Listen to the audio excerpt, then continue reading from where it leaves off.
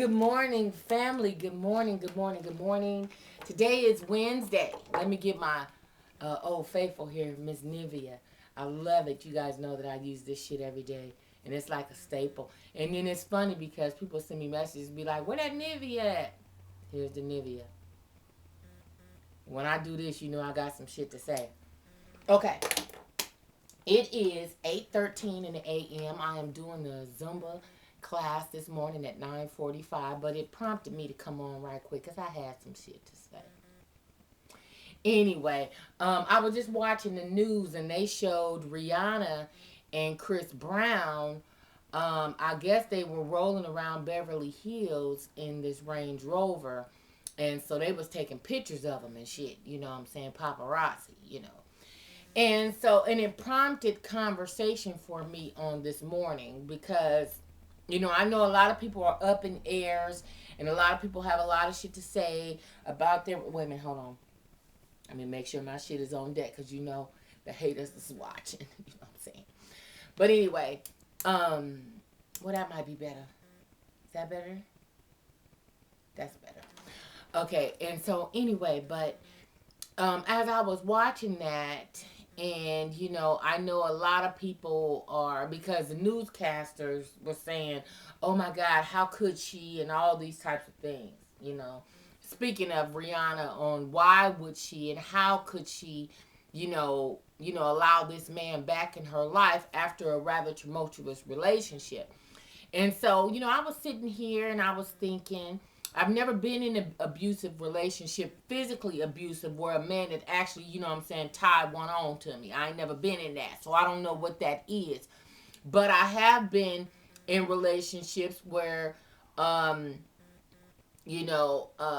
comes in different forms. It can be sexual abuse, it could be, emotional, and all those other types of things. Well, I just never dealt with the physical abuse aspect, but I've been, somewhat, neglected, different types of things that I've endured, and that, gives me reason to speak and to share my life and my experiences and the things that I've gone through in my past pain with you guys.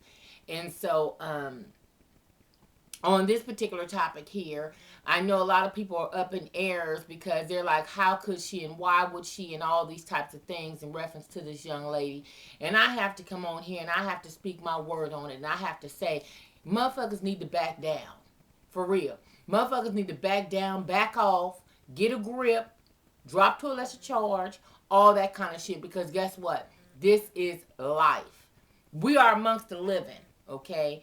And how many of us have not gone through some things? A lot of time people want to act like they ain't never been through nothing. Or they want to act like they're exempt from bullshit. Or, I'm too good for this and all this. Or I ain't gonna never do that. That same shit you say you would never do, you will cross that bridge 2 or 3 times in your lifetime. I promise you that.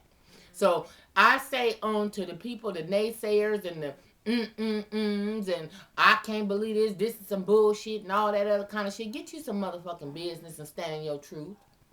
Because there's so many women just got their ass whooped last night.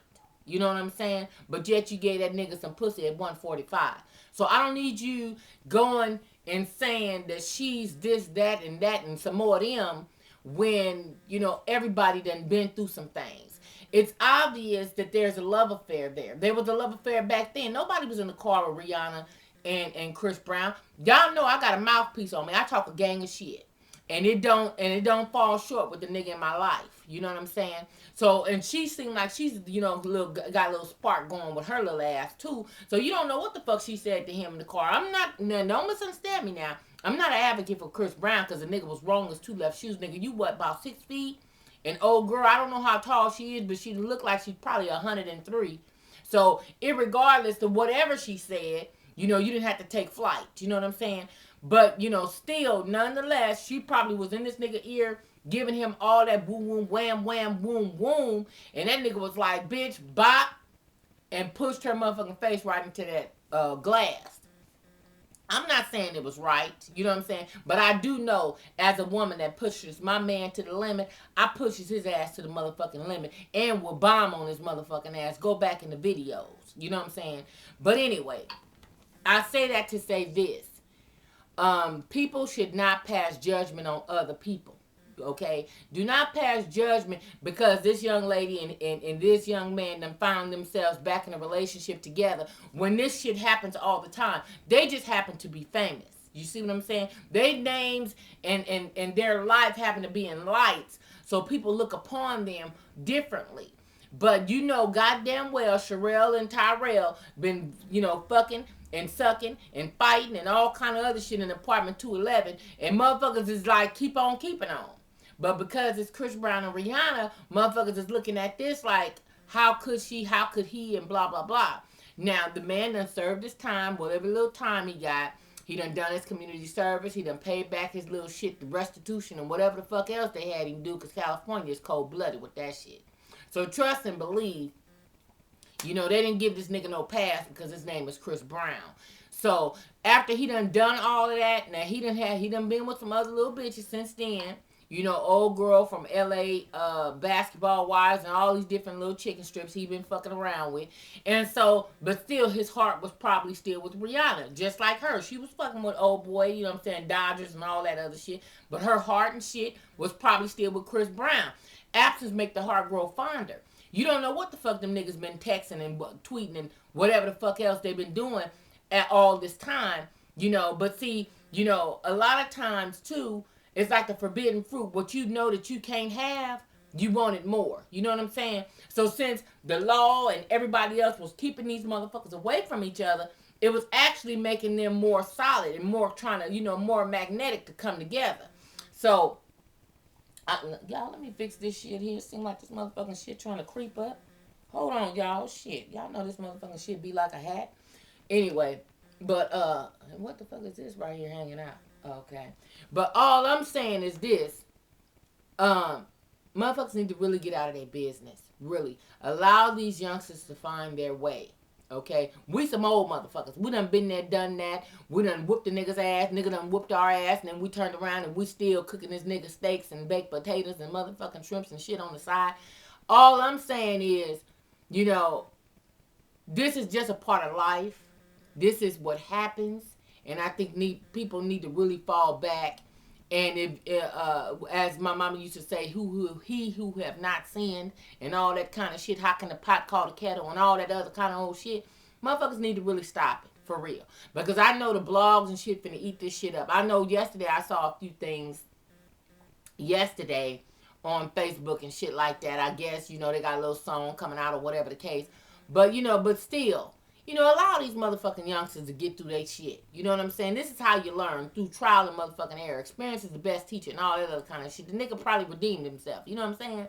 So after he done, probably begged and snotted and asked for forgiveness and all that other kind of shit, and they done find themselves back together, then therefore it should be just that. Leave that motherfucking shit alone. And all these motherfuckers that's sitting up here, want to pass judgment. Oh, I can't believe and all that. I understand that their careers and shit could possibly be on the line, but these some motherfuckers that already got some money. You know what I'm saying? These motherfuckers got some money.